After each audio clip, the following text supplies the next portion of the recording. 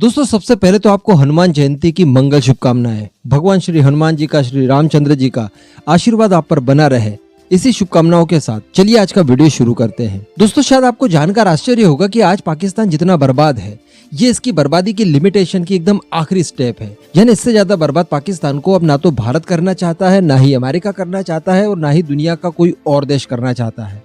इसके पीछे का कारण क्या है? भाई हमारा दुश्मन है तो हम तो चाहेंगे ना कि वो पूरी तरह से गर्त में चले जाए, लेकिन फिर भी पाकिस्तान को कहीं ना कहीं 2 वक्त का खाना कम से कम मिल जाए, इसका इंतजाम हमेशा वहां पर होता रहे। इस बात को हम लोग इसलिए सुनिश्चित करते हैं ताकि पाकिस्तान में बहुत ज्यादा गहराइयों तक संकट ना उत्पन्न हो जाए, वहां पर लगातार अस्थिरता न बनी रहे, जिस तरह की सीरिया में है या फिर अफगानिस्तान में है या फिर यमन वगैरह में है। इस तरह की अस्थिरता अगर लगातार पाकिस्तान के अंदर बनी रहती है तो ये दुनिया के साथ साथ भारत के लिए बहुत खतरनाक हो सकता है, क्योंकि बाई मिस्टेक पाकिस्तान एक न्यूक्लियर पावर्ड कंट्री बन चुका है।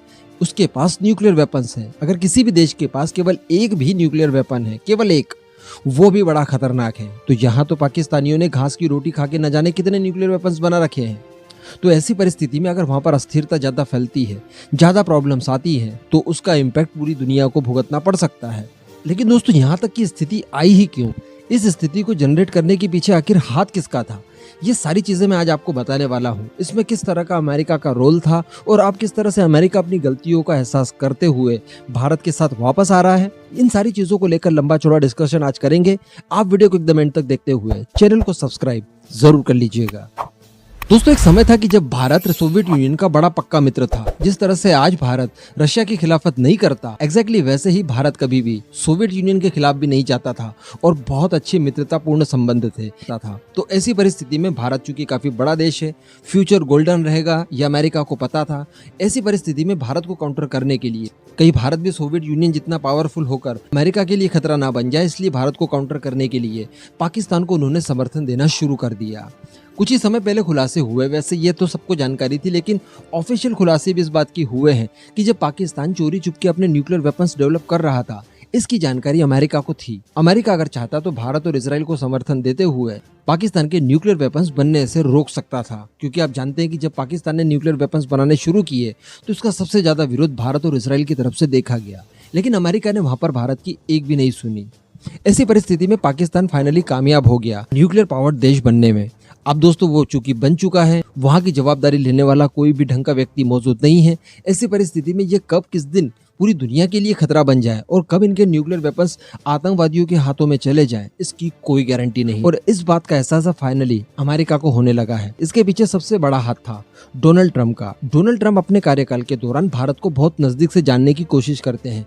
उनके अंदर एक बिजनेस माइंड भी था बराबर। इन्हीं सबको लेकर डोनाल्ड ट्रंप ने भारत के साथ रिश्तों को मधुर करने के लिए हर संभव प्रयास किया। भारत के साथ बिजनेस करके किस तरह से अमेरिका का फायदा हो सकता है, इस बात को भी जाना, और किस तरह से भारत एक अच्छा सहयोगी बन सकता है, इस चीज का भी एहसास अमेरिका के एडमिनिस्ट्रेशन को डोनाल्ड ट्रंप के कार्यकाल के दौरान ही करवाया गया। ऐसी परिस्थिति में अमेरिका को अब पूरी तरह से भारत के ऊपर बिलीव हो चुका है। वो समझ चुके हैं कि भारत का साथ ही उनके लिए ज्यादा फायदेमंद साबित हो सकता है।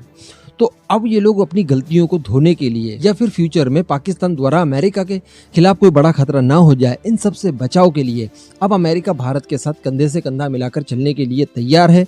और फाइनली इतने सालों बाद, यानी 75 साल हो चुके हमारी आज़ादी को, आज फाइनली अमेरिका इस बात को स्वीकार करने के लिए तैयार हुआ है कि जी हाँ, पाकिस्तान की सरजमीन से आतंकवाद ऑपरेट होता है।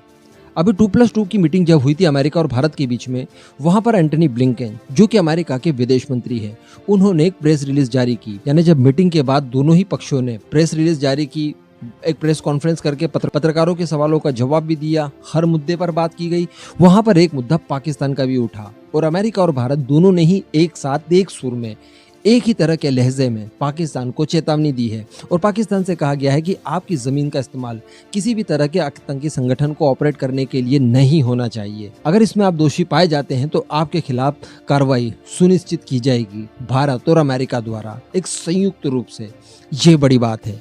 आज अमेरिका को पता चला, जबकि 1971 में आप जानते हैं कि भारत सच्चाई के लिए लड़ रहा था, बांग्लादेशियों के ऊपर जो अत्याचार पाकिस्तानी कर रहे थे उन्हीं से बचाने के लिए बांग्लादेशियों के लिए लड़ रहा था, जबकि भारत का इसमें कोई भी स्वार्थ नहीं था। लेकिन इसके बाद भी 1971 का वो दौर, जबकि भारत और अमेरिका की रिलेशनशिप बहुत ज़्यादा खराब हो चुके थे, उस समय देखा कि अमेरिका अपने सहयोगियों के साथ अपनी नेवी को लेकर भारत पहुंच गया था और भारत से युद्ध तक करने के लिए तैयार था।